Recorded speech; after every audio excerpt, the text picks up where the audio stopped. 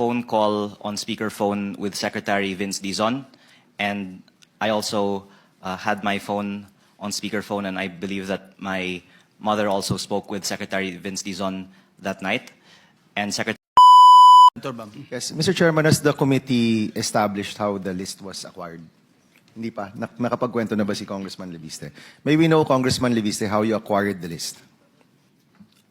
on September 4 with Yusek Cabral, after she had a phone call on speakerphone with Secretary Vince Dizon, and I also had my phone on speakerphone, and I believe that my mother also spoke with Secretary Vince Dizon that night.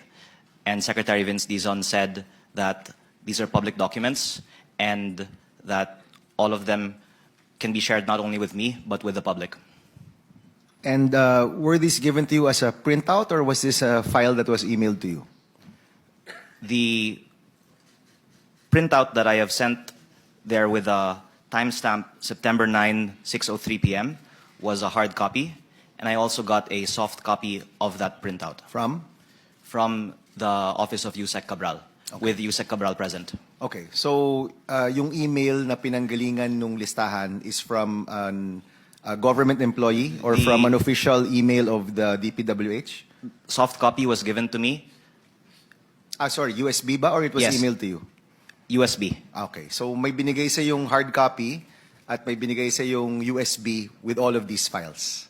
Yes, my USB was the one that got the files. Okay, so binigay mo yung USB mo kay Undersecretary Cabral at kinopya niya from her computer.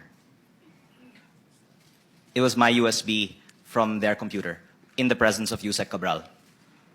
Yes, but you have to. We just want to establish how the information arrived to the committee, no? So could you share with us how it arrived here? So binigyan ka ng hard copy, and how did you get the soft copy?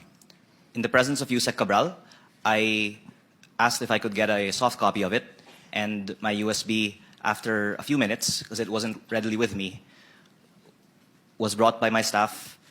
And it was also seen on CCTV that we were coming in and out of the office. And that time, Yusek Cabral was with us.